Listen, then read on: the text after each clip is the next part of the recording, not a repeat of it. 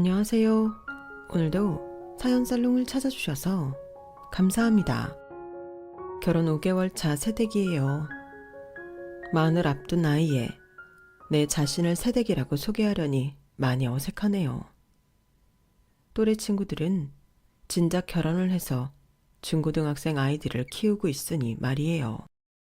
모든 결과에는 이유가 있듯이 제가 결혼을 늦게 한 데는 그럴 만한 사정이 있었어요. 저는 일 중독자예요. 21살에 대학을 중퇴하고 사업을 시작한 이후로 지금껏 한눈 한 번 팔지 않고 줄곧 일만 해왔거든요. 아무리 일에 미쳐 사는 사람이라지만 저라고 남들처럼 가정을 꾸리고 싶지 않았던 건 아니에요. 오히려 누구보다도 따뜻한 가정을 갖는 게 소원이었던 사람이었죠. 저는 어릴 때 부모님이 이혼을 하시는 바람에 불행히도 온전한 가정에서 자라지 못했어요. 중학교에 들어가기 전까지는 엄마랑 둘이 살았고 엄마가 재혼한 이후에는 아빠 집에서 살았어요. 아빠는 저희 엄마랑 이혼을 하고 바로 재혼을 하셨던 터라 아빠 집에는 새엄마가 낳은 남동생 둘이 있었어요.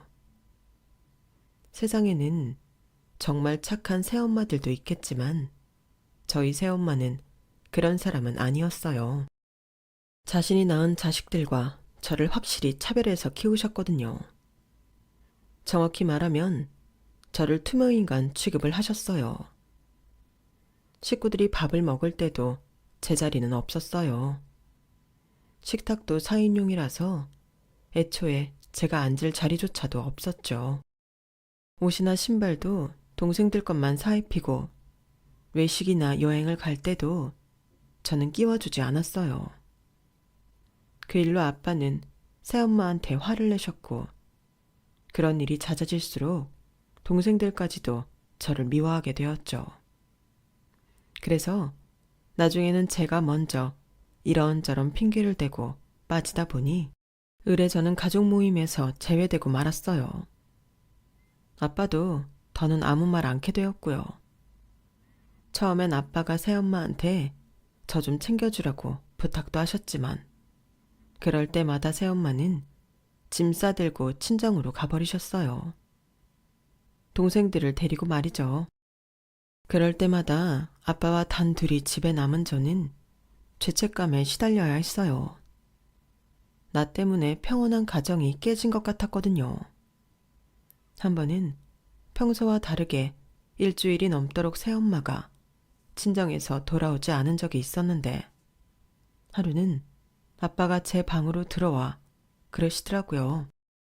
민지야, 아빠가 이런 말 하는 거 정말 미안한데 네가 새엄마 좀 이해해 주렴. 하루아침에 전처 자식을 데리고 살게 된 건데 그 사람 입장에선 마음이 오죽하겠니? 너도 너대로 힘든 걸 알지만 그래도 아빠는 가정을 지키는 게 먼저라고 생각해. 이번에도 이혼을 할 수는 없잖니. 대신 아빠가 용돈은 넉넉히 줄 테니까 새엄마가 너한테 소홀하더라도 참고 이해해 주길 바란다. 그날 밤 아빠는 새엄마 친정에 찾아가 새엄마와 아이들을 집으로 데리고 왔어요. 그리고 그때부터 저는 공식적으로 투명인간 생활을 하게 된 거예요. 동생들이 새엄마가 차려주신 아침밥을 먹을 때 저는 아빠가 준 용돈으로 슈퍼에서 빵과 우유를 사 먹었어요. 제대로 된 밥은 학교에서 먹는 급식이 다였고 저녁밥은 친구들과 떡볶이를 사 먹거나 과자랑 라면 따위로 때우곤 했어요. 제일 참기 힘들 때가 언제인지 아세요? 아무것도 못 먹고 집에 돌아왔는데 새엄마가 동생들과 고기를 구워 먹고 있을 때예요. 삼겹살 굽는 냄새가 사람을 참 미치게 하더라고요. 제 방 책상에 앉아 밖에서 들리는 고기 굽는 소리와 냄새를 맡고 있으려니 정말 침이 꼴딱꼴딱 넘어가더라고요. 배에서는 연신 천둥 치는 소리가 들렸고요. 그래서 그럴 때면 조용히 밖으로 나오곤 했어요. 지갑에는 아빠가 준 용돈이 가득 들어있었지만 혼자서 고깃집에 가서 삼겹살을 사 먹을 용기는 없었어요. 그때 저는 중학생에 불과했으니까요. 그때 혼자 아파트 놀이터에 앉아 그런 생각을 했어요. 어떻게든 하루빨리 이 집을 나가야겠다. 그래서 내가 먹고 싶은 것도 다 사 먹고 새엄마랑 동생들 눈치도 안 보고 편히 살아야지. 하지만 중학생밖에 안 된 아이를 아빠가 혼자 살도록 내버려 두진 않을 것 같았어요. 그런데 그때 번뜩 떠오르는 게 있었어요. 바로 기숙사였죠. 기숙사가 있는 고등학교에 들어가면 집을 나올 수 있잖아요. 당시 제가 아는 한 그런 학교는 딱 한 군데였어요. 민족사관학교였죠. 하지만 거기에 들어가는 건 서울대에 들어가는 것보다 힘들다고 하잖아요. 전교 1등을 해도 쉽게 못 들어가는 학교니까요. 그래서 죽어라 공부를 하기로 마음먹었죠. 어릴 때부터 공부는 잘했기 때문에 어느 정도 자신도 있었어요. 처음 중학교에 들어가서 받은 성적이 반에서 1등, 전교 3등이었던 저는 두 번째 시험부터는 전교 1등을 한 번도 놓치지 않았어요.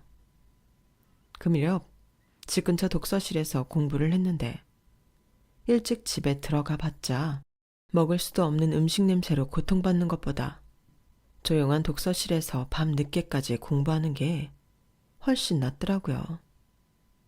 12시가 다 돼서야 집에 돌아오면 온 집안에 불이 다 꺼져 있었어요. 그럴 때마다 마치 내가 남의 집에 들어와 있는 듯한 착각에 빠지곤 했어요. 고작 14살짜리 자식이 그 시간이 되도록 집에 안 들어왔는데도 누구 하나 찾는 이 없이 아무 일 없다는 듯 잠자리에 들다니. 이 사람들은 가족이 아니라 남보다 못한 사람이라는 생각이 들더라고요. 하지만 독서실에 다니는 게 꼭 나쁜 것만은 아니었어요. 제가 독서실에 다니기 시작하면서 새엄마랑 마주칠 일이 현저히 줄었고, 그래서인지 아침에 일어나 느끼게 되는 집안 분위기가 전보다 많이 좋아졌거든요. 제가 아빠 집에 온 뒤로 아빠와 새엄마는 아침부터 으르렁거리며 말다툼을 벌이기 일쑤였는데 그런 모습도 보이지 않았어요. 여느 집 아침 풍경처럼 분주하지만 활기찬 느낌이었어요. 그 모습을 보니 더더욱 내가 하루빨리 이 집을 나가는 게 맞다는 생각이 들더군요. 그렇게 3년 가까이 공부에 전념한 끝에 저는 제가 원하던 그 학교에 합격할 수 있었어요. 드디어 아빠 집을 떠날 수 있게 된 거죠. 전교생이 기숙사 생활을 하다 보니 집을 떠나 사는 게 눈치 보일 일도 없고 잡생각 없이 공부할 수 있어서 좋더라고요. 친구들은 어떤지 모르겠지만 제 경우는 아빠 집에서 살 때보다 먹는 것도 훨씬 더 잘 먹고 새엄마 눈치도 안 봐도 되고 특히 동생들과 차별당할 일이 없어서 마음의 상처를 입을 필요도 없었으니까요. 3년 내내 공식적으로 기숙사를 비워야 하는 날이 아니면 아빠 집에 가는 일은 전혀 없었어요. 친구들은 그런 제가 신기했는지 기숙사 붙박이장이란 별명까지 붙여주었죠. 대입 준비를 하면서 제가 가장 중요하게 생각했던 건 아빠 집에서 멀리 떨어진 대학에 가는 거였어요. 그래야 기숙사 생활을 할 수 있으니까요. 그렇다고 성적까지 낮춰가며 지방대에 가고 싶지는 않았어요. 그래서 선택한 학교가 카이스트였죠. 거기라면 졸업 후에도 취직 때문에 걱정할 필요도 없고 집에서 머니까 당연히 기숙사 생활도 할 수 있잖아요. 그래서 카이스트에 지원을 했고 결과는 합격이었어요. 제 합격 소식에 아빠는 뛸 듯이 기뻐하시더라고요.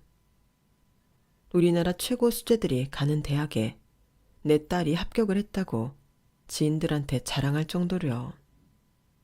하지만 새엄마한테는 제 합격 소식이 그리 달갑지만은 않았던 모양이에요. 사실 새엄마가 낳은 제 동생들은 둘 다 공부에 소질이 없었거든요. 학원을 서너 개씩 보내고 어릴 때부터 과외까지 시켜봤지만 소용이 없었어요. 그런데 눈에 가시인 제가 명문대에 합격했다고 하니 속이 쓰렸겠죠. 그런데도 눈치 없는 아빠는 새엄마 기분도 생각 않고 동생들한테도 이런 말까지 하셨어요. 니들이 누나 반만 닮았어도 아빠가 걱정을 안 하겠다. 누나 봐라. 학원 한 번 안 다니고도 민사고에 카이스트까지 갔잖니. 다 똑같은 내 자식들인데 어쩜 이렇게 차이가 나는지 모르겠다. 그러자 주방에서 저녁 준비를 하던 새엄마가 그릇을 개수대에 집어 던지더니 그러시는 거예요. 그래서 지금 하고 싶은 말이 뭐예요? 우리 찬영이랑 찬우가 나 닮아서 돌대가리라는 거예요. 뭐예요? 당신은 매번 안 좋은 건 다 내 탓이지. 이날이 때까지 전처 자식까지 떠맡아 키워줬더니 이런 타박이나 듣고 내가 억울해서 정말. 그렇게 당신 딸이 자랑스러우면 이참에 나랑 이혼하고 잘난 딸이랑 둘이 살지 그래요. 나도 더는 이런 대접 받으면서 살기 싫다고요. 결국 그날 아빠랑 새엄마는 대판 싸우셨어요. 그 상황이 마치 제 잘못인 것만 같아서 저는 대전으로 내려가는 전날까지 식구들과 마주치지 않으려고 아침부터 늦은 밤까지 아르바이트를 했어요. 지옥 같은 2달여의 시간이 지나고 기숙사에 도착하자 이제야 숨통이 트이는 기분이더군요. 하지만 이런 해방감도 얼마 지나지 않아 끝나버리고 말았어요. 2학년 1학기 중간고사 기간이었는데 웬일로 새엄마가 전화를 했더라고요. 새엄마가 처음으로 제게 전화해서 전한 말은 아빠의 부고였어요. 그런데 수화기 너머로 새엄마의 흐느끼는 목소리를 들으면서 제가 무슨 생각을 했는지 아세요? 나 이제 어떡하지? 온통 이 걱정뿐이었어요. 아빠가 세상을 떠났다는 슬픔보다 앞으로 내가 살아갈 일이 더 크게 느껴지더라고요. 저 참 못된 딸년이죠. 아빠 장례식을 치르는 동안에도 제 머릿속에는 오직 내 한 몸 걱정뿐이었어요. 장례식이 끝나면 나도 집으로 같이 가도 되나? 그냥 기숙사로 가야 하나? 다음 학기 등록금이랑 생활비는 어쩌지? 나 대학은 졸업할 수 있을까? 생각이 꼬리에 꼬리를 물고 늘어졌지만 이 모든 질문의 답은 제가 아닌 새엄마가 내릴 수 있는 거라서 발인을 하는 그 순간까지도 제 머릿속은 복잡하기만 했어요. 그리고 드디어 모든 장례 절차가 끝나자 새엄마가 그러시더라고요. 네 엄마랑은 연락 안 하니? 아무리 재혼을 했다고 해도 자기 딸은 자기가 거둬야지. 남편도 죽고 없는 마당에 내가 죽은 남편 전처 자식까지 맡아야겠니? 너도 봐서 알겠지만 우리 찬영이 찬우 아직 어려. 앞으로 애들 키우는데 들어갈 돈만 해도 내가 머리가 지끈거릴 판이다. 솔직히 너한테 10원 한 장 주고 싶은 마음은 없지만 그래도 내가 마음이 모질지 못해서 너 살빵 하나는 구해줄 생각이다. 새엄마는 조의금 들어온 거에서 500만 원을 은행 봉투에 옮겨 담고는 제게 내미셨어요. 너야 공부도 잘하고 학교도 좋은 데 다니니까 가외를 해서도 먹고 살 거 아니니? 이거면 월세방 보증금은 될 거야. 표정이 그게 뭐니? 너 지금 날 비웃는 거니? 왜? 이걸로 부족하다 이거야? 솔직히 다른 사람 같으면 애초에 너 이 집에 받아들이지도 않았어. 나 하나 되니까 나랑 아무 상관없는 날 이 날 이때까지 먹이고 입혀가며 키운 거라고. 그러니까 나한테 더 바라지는 마라. 그때 제가 새엄마 앞에서 피식 웃었던 건 새엄마를 비웃었던 게 아니었어요. 새엄마는 모르는 신기하고 재미있는 상황이 있었기 때문이었죠. 사람이 죽을 때가 되면 자기가 죽을 걸 안다고 하잖아요. 돌이켜보니 저희 아빠도 그랬던 것 같아요. 아빠가 돌아가시기 한 달 전쯤 뜬금없이 전화를 하셨더라고요. 민재야, 오랜만에 아빠랑 점심이나 같이 먹을까? 아빠가 너희 기숙사로 갈게. 솔직히 먹으려고 하면 먹을 수도 있었지만 그러기 싫었어요. 내다버린 자식 취급하고 살 때는 언제고 이제 와서 웬 밥 타령인가 했죠. 그래서 주말이라 거의 알바가 있어서 안 된다고 했더니 그날은 유독 끈질기게 구시더라고요. 그럼 저녁은 어때? 아빠가 너 과외하는 대로 갈까? 아빠가 우리 딸 보고 싶어서 그래. 같이 밥 한 끼 먹자. 결국 과외를 마치고 학교 기숙사 근처에서 저녁을 먹었어요. 저는 간단하게 먹고 들어가려고 했는데 아빠가 굳이 고기를 먹자고 하셔서 고깃집으로 갔죠. 일전에 집에서 식구들이랑 고기를 구워 먹는데 민지 네 생각이 나더라.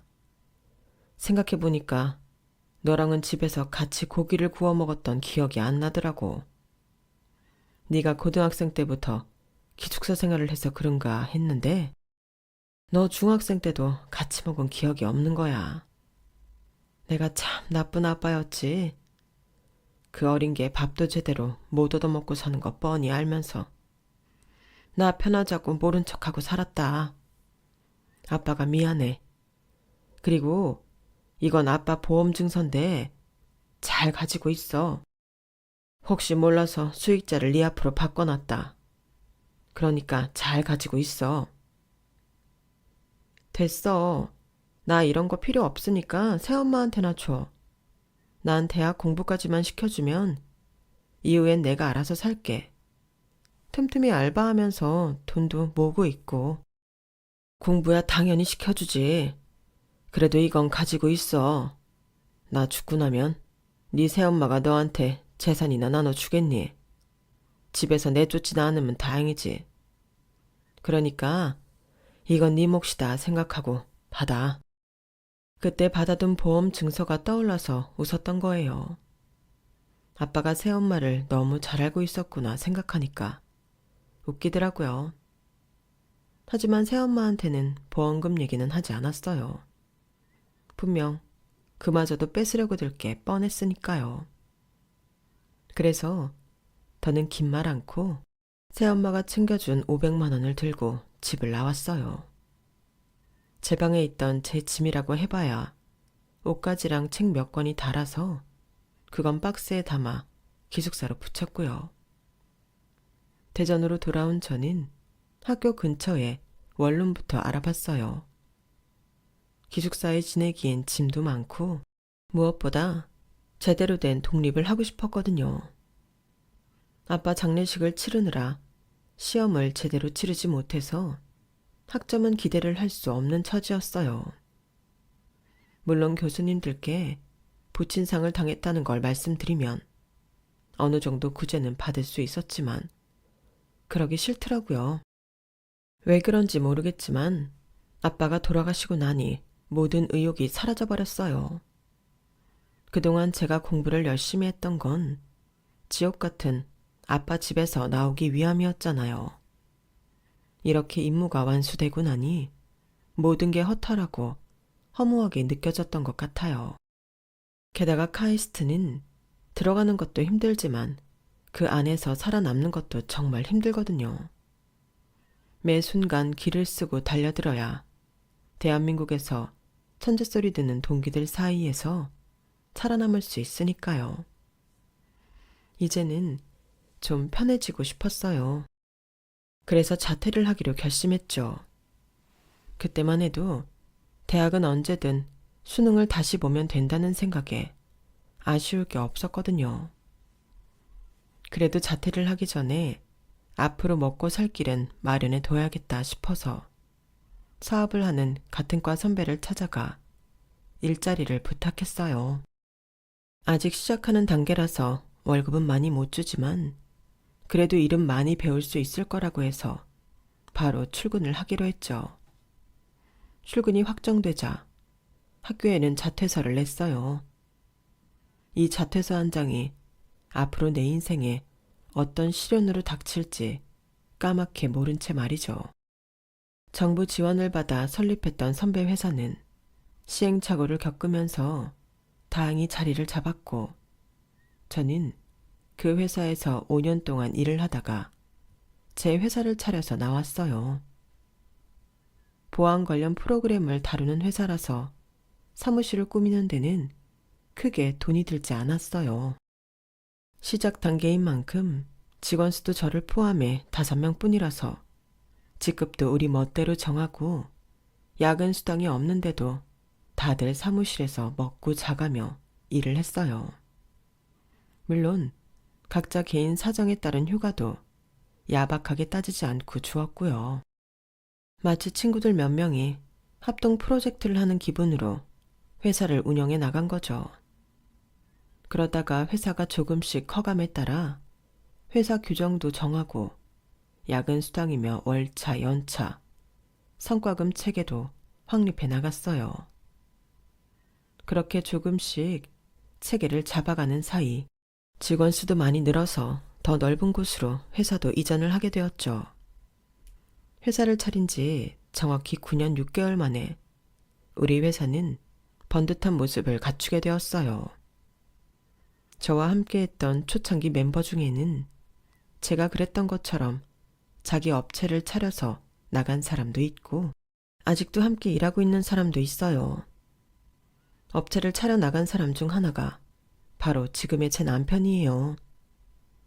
남편은 저보다 4살 연하인데 얼굴이 노안이라서 저보다 연상으로 보여요.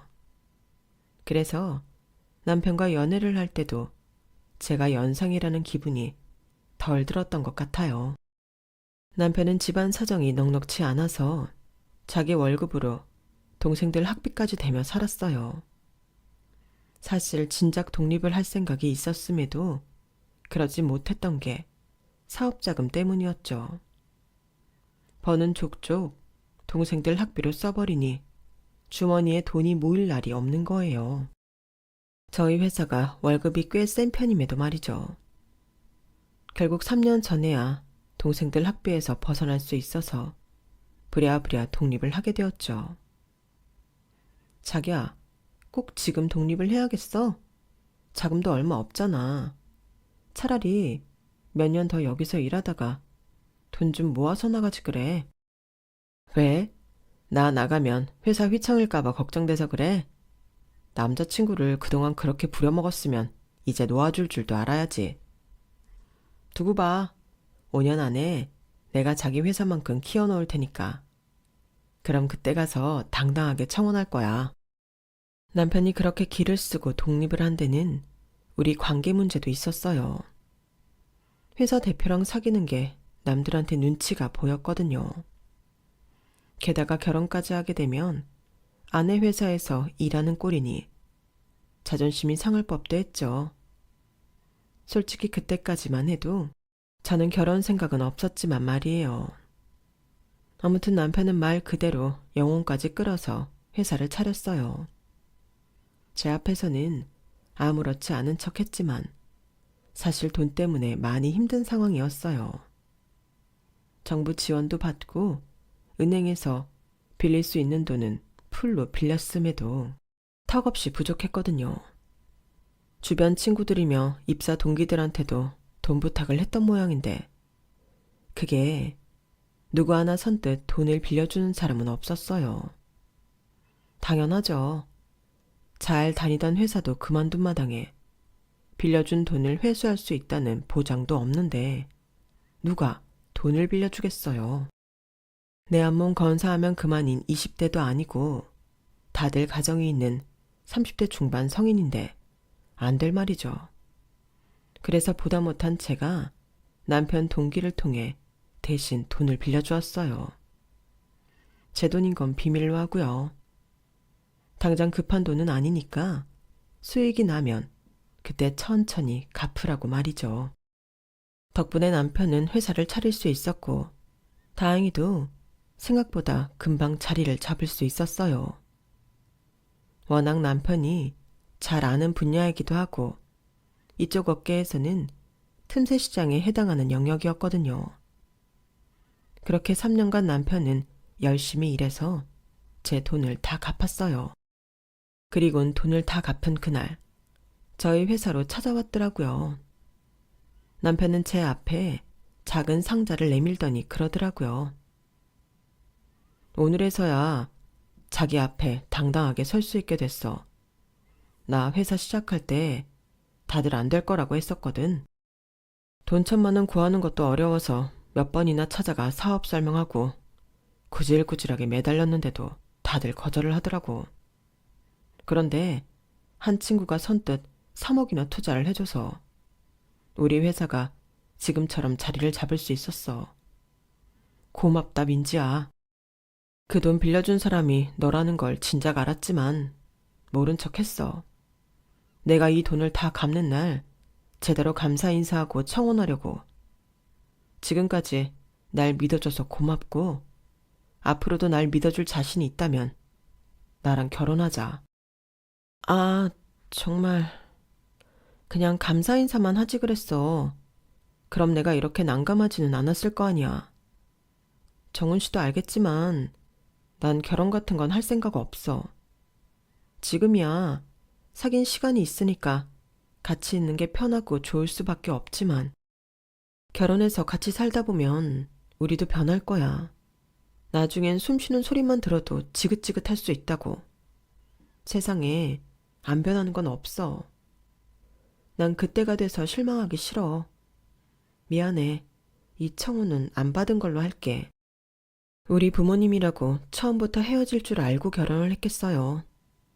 살다 보니 마음이 흔들리고 숱한 일을 겪다 보니 서로에게 실망도 하면서 결국 헤어진 거겠죠.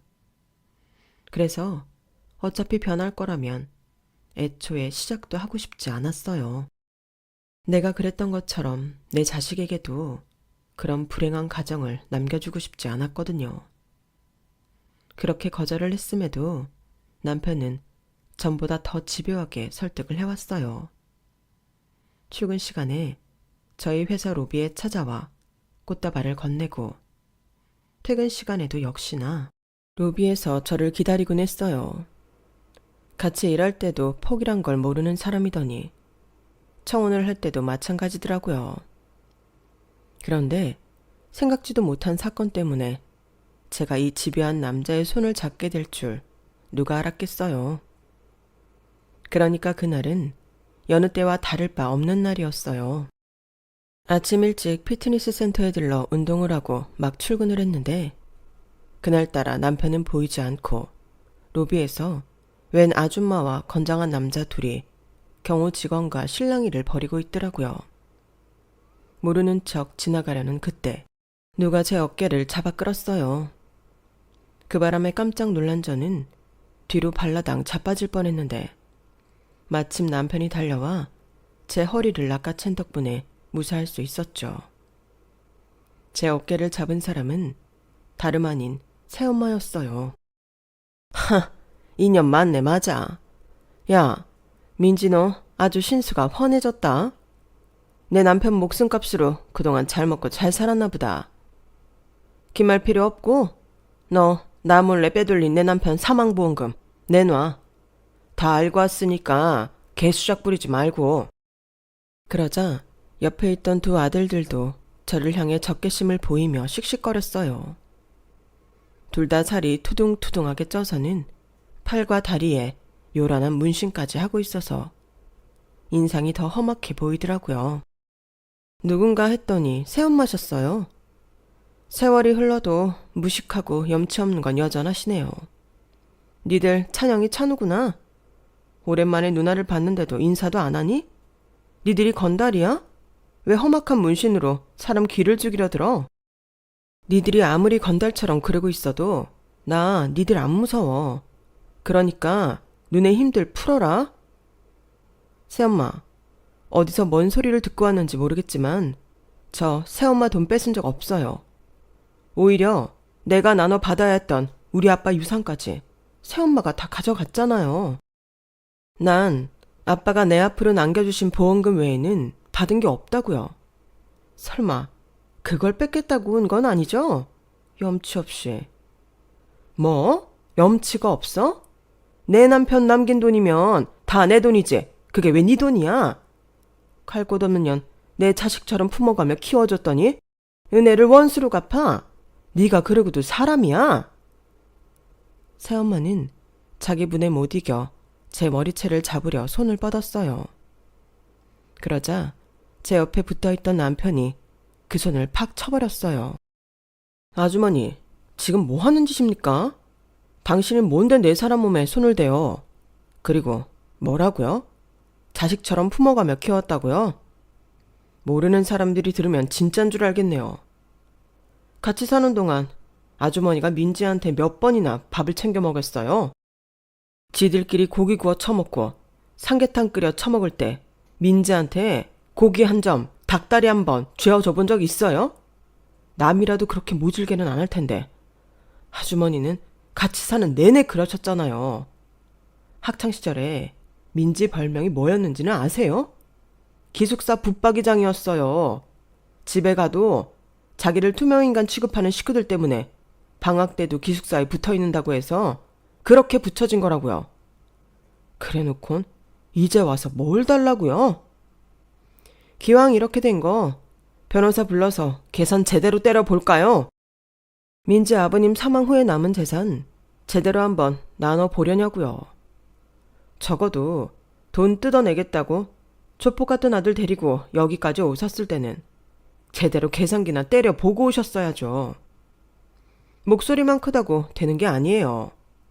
그리고 지금 여기서 하신 짓들은 분명히 영업 방해에 해당되는 일이란 거 아세요? 모르셨으면 저기 오는 경찰들 따라가서 제대로 교육 받으세요. 그리고 앞으로 민지랑 대화하고 싶으면 이런 식으로 개떼처럼 달려오지 마시고 저한테 전화하세요. 내가 언제든 상대해 줄 테니까. 남편은 신고를 받고 온 경찰들한테 상황 설명을 하고는 저와 함께 경찰서까지 가져왔어요. 지금까지 살면서 모든 걸 내 손으로 해결해야 했던 저는 그날 처음으로 타인의 보호를 받으며 안심할 수 있었어요. 아빠가 남긴 유산을 다 써버리고 백수로 살고 있는 두 아들과 최후의 방법으로 돈을 뜯으러 저를 찾아왔던 새엄마는 접근 금지 명령을 받게 되었어요. 그날 이후 남편은 아침마다 저희 집까지 찾아와 저를 출근시키곤 회사로 돌아가곤 했어요. 퇴근 시간에도 늘 저를 데리러 와주었고요. 한결같이 끈질긴 남편 덕분에 저는 안심하고 출퇴근을 할 수 있었어요. 세상 어디에도 기댈 곳이 없던 제게 남편은 자신의 등을 내주었고 외로움이 익숙했던 저는 남편이 내어준 온기에 조금씩 익숙해져 갔어요. 그리고 어느새 그 온기 없이는 살 수 없게 된 거예요. 그러니 어쩌겠어요. 이 남자랑 떨어질 수가 없겠는데 결혼하는 수밖에요. 결혼을 결심한 뒤 남편은 지금이라도 재혼한 엄마를 찾아보겠냐고 묻더라고요. 그래서 싫다고 했어요. 지금껏 연락 한 번 없던 엄마를 결혼 앞두고 찾는다는 것도 웃기는 일이잖아요. 그래서 시부모님만 찾아뵙기로 했죠. 시댁에 인사를 드리러 가기에 앞서 조금 걱정이 됐어요. 엄마가 살아계시긴 하지만 연락도 안 하고 사는 처지니 고아나 다를 바 없으니까요. 그런데 이런 제 걱정과 달리 시어머니는 엉뚱한 걸로 저를 탐탁지 않아 하시지 뭐예요. 그건 바로 다름 아닌 학벌이었어요. 제가 대학을 못 나왔다는 게 어머님한테는 그렇게 거슬렸던 모양이에요. 더군다나 손 아랫동서가 서울대 출신이라서 사사건건 저랑 비교를 하시더라고요. 그럼 대학은 안 나왔다는 거야? 아니, 요즘 세상에 대학도 안 나온 사람이 있어. 내 자랑 같아서 이런 말 하긴 뭐하지만 난 말이지, 아무리 형편이 어려웠어도 내 자식들 대학은 다 보냈다고. 요즘 세상에 대학 졸업장도 하나 없이 어떻게 얼굴을 들고 살아? 아, 학벌 때문에 취직이 안 되니 창업을 한 모양이네. 어머니도 참 그런 거 아니에요. 졸업만 못했다 뿐이지 2학년 때까지 대학 다녔다고요. 그리고 이 사람 나온 고등학교도 그렇고 대학도 그렇고 우리나라 최고 명문. 그러자 어머님은 남편 말을 뚝 자르시며 당신 할 말만 하셨어요. 됐어. 명문은 개뿔. 졸업 안 했으면 고졸이지. 내가 뭐 틀린 말 했어? 네 동생은 너보다 안 좋은 대학을 나왔어도 서울대 나온 여자를 데려왔는데 넌 그 잘난 대학까지 나와놓고 고졸이랑 결혼한다는 게 말이 되니? 아이고, 난 또 이런 일은 상상도 못하고 있었네. 게다가 나이도 4살이나 더 많다며. 아우, 그 나이 먹도록 대학도 안 다니고 뭘 한 거야. 이가야 원, 창피해서 주변에 맏며느리 들인다는 말도 못하겠네. 어머님은 시종일관 고졸고졸 노래를 하시다가 버럭 화를 내시고는 방으로 들어가 버리셨어요. 이미 니들끼리 결혼하기로 다 정해놓고 이제 와서 무슨 허락이야. 4년이나 사귀었다면서 이제 헤어지라고 한들 니들이 헤어지겠냐고. 나이나 적으면 말도 안 해. 내일 모레면 40인데. 아우, 이럴 줄 알았으면 진작 선자리에나 내보내서 결혼시켰지. 아이고, 내 팔자야. 환영받기 힘들 거란 건 알고 있었지만 이렇게 대놓고 싫은 티를 내시니 그 자리에 앉아있는 것만으로도 너무 힘들더라고요. 사업을 하면서 클라이언트 앞에서 별의 별일을 다 당해봤지만 이렇게 수치스럽고 당황스러운 적은 없었어요. 무슨 부귀영화를 누리자고 결혼을 하기로 했나 후회도 되더라고요. 그래도 남편을 생각하면 헤어질 자신도 없었어요. 그러니 방법은 하나뿐이었죠. 어떻게든 어머님 마음을 풀어드리는 거요. 그래서 어머님 환심 좀 사보겠다고 평생 하지 않던 짓을 해봤어요. 명품 백이며 화장품, 마사지 기계까지 틈만 나면 사들고 시댁에 찾아갔어요. 하지만 어머님은 조금도 저를 반기지 않으셨죠. 그러던 어느 날이었어요. 어머님이 먼저 연락을 하셔서는 지난번에 인사 못한 동서랑 인사하라며 집에 오라고 하시더라고요. 그래서 회사 일정도 미루고 시댁으로 달려갔어요. 그런데 시어머니가 어쨌는지 아세요?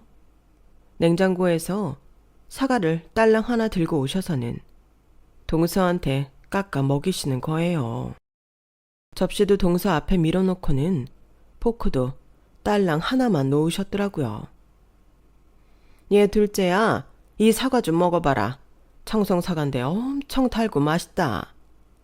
시장에서 장을 보다가 이 사과를 보니 네 생각이 나지 뭐니? 네가 과일 중에 사과를 제일 좋아하잖아. 어때? 맛있지?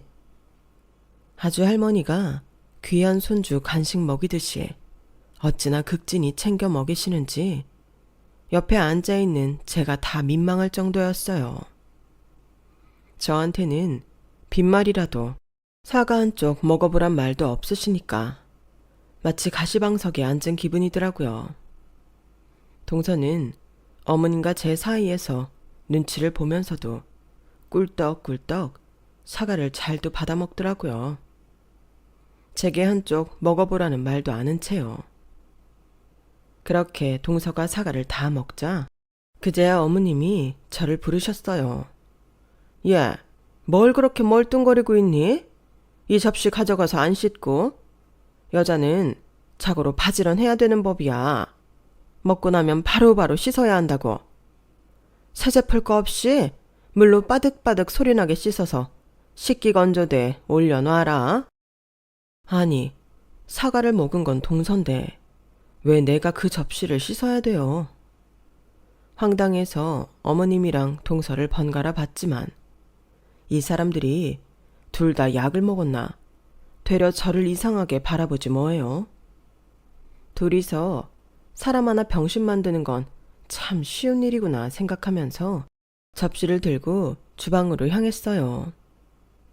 접시를 씻는데 한숨도 나고 코끝이 찡해지더라고요. 접시를 씻고 나왔더니 어머님이 본격적으로 동서 자랑을 하셨어요. 서울대 출신으로 결혼 전까지 강남에서 학원 강사를 하다가 지금은 건강 문제로 잠시 쉬고 있다고 하더군요. 사람 나고 돈 났지 돈 나고 사람 났다니? 취직 걱정 말고 일단 몸부터 추스려. 너야 학벌이 좋으니까 취직이야 언제든 마음먹으면 할 수 있잖니. 그러니 너무 조급하게 생각 마라. 고졸인 얘도 지 사업한다는데 서울대식이나 나온 네가 뭔 걱정이니? 여차하면 너도 회사 하나 차리면 되지. 어머님도 참 창업은 아무나 하나요? 그런데 형님이 하시는 회사는 어떤 회사예요? 혹시 명함 있으면 한 장 주시겠어요? 집에 가서 인터넷으로 찾아보게요. 아, 너무 작은 회사는 인터넷에 안 나오나? 아우씨, 나이도 나보다 11살이나 어린 게 진짜 사람 열받게 하는데 순간 욱할 뻔했다니까요. 지사가 처먹은 접시 나한테 넘길 때부터 알아봤지만 말하는 걸 들으니 싸가지가 바가지더라고요. 그래서 부들부들 떨리는 손으로 명함을 건넸죠. 그런데 명함을 한참 내려다보던 동서가 고개를 갸웃거리며 그러는 거예요.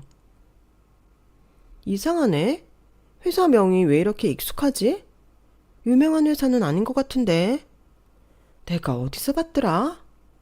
아, 맞다. 동서는 뭔가 떠올랐는지 자리를 박차고 일어났어요. 그리고는 제 남편 방으로 달려가 조그마한 액자를 들고 나왔어요.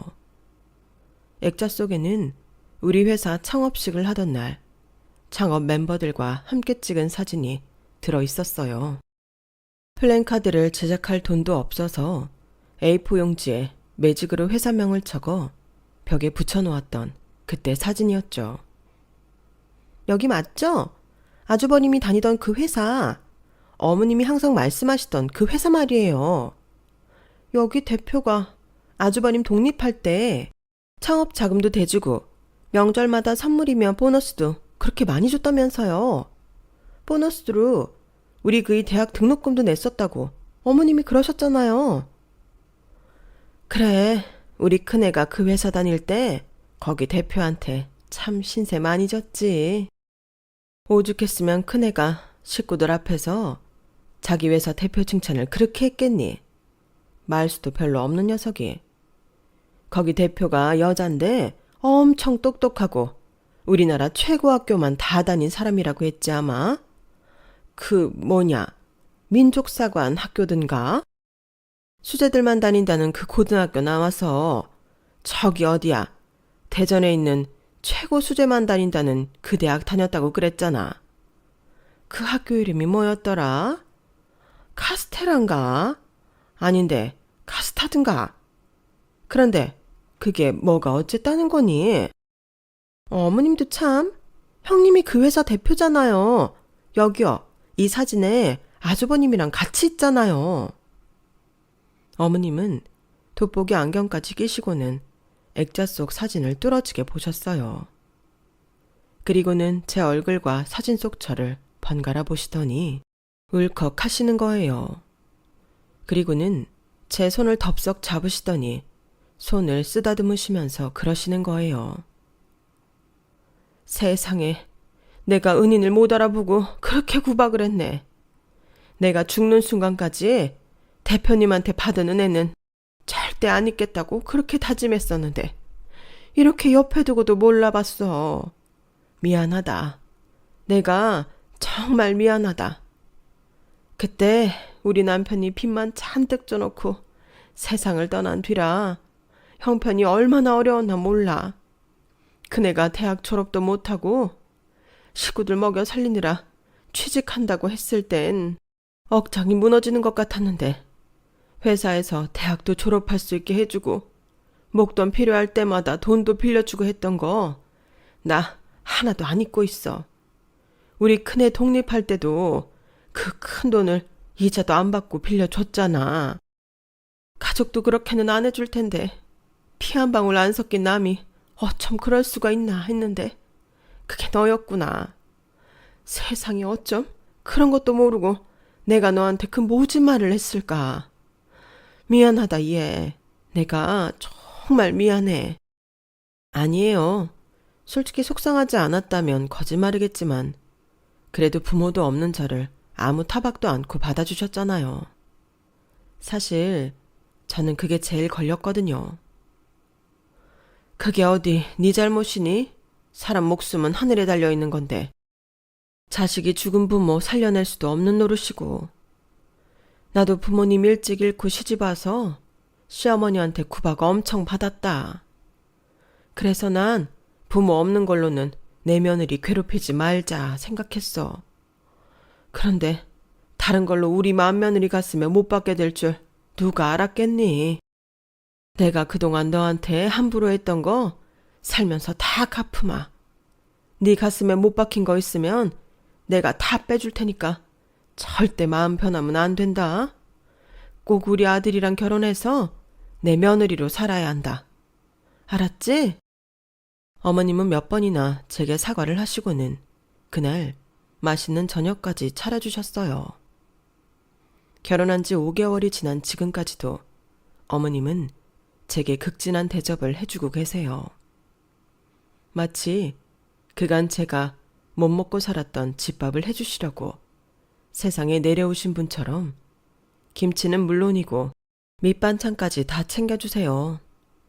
시댁에 가면 다른 사람은 제쳐두고 저 먹을 거부터 챙기시고요. 그 바람에 서울대 출신 동서는 낙동강 오리알이 되어버렸지 뭐예요. 비록 자라면서 부모 사랑은 못 받고 살았지만 늦음하게 좋은 남편 만나서 시어머니 사랑까지 독차지하게 되었어요. 살면서 처음 느끼는 가족의 정을 느끼고 사는 요즘 저는 더 바랄 게 없습니다. 인생 뭐 있나요? 가족끼리 맛있는 거 나눠 먹으며 오순도순 사는 게 최고로 성공한 인생이죠. 힘들게 얻은 이 행복, 앞으로도 놓치지 않고 쭉 누리며 살아볼 생각입니다. 지금까지 제 사연을 들어주셔서 감사합니다. 항상 가족과 행복하시고 건강하세요. 여러분, 사연 댓글에 응원과 현명한 조언 부탁드려요. 좋아요와 구독은 저에게 큰 힘이 됩니다. 오늘도 좋은 일 가득하세요.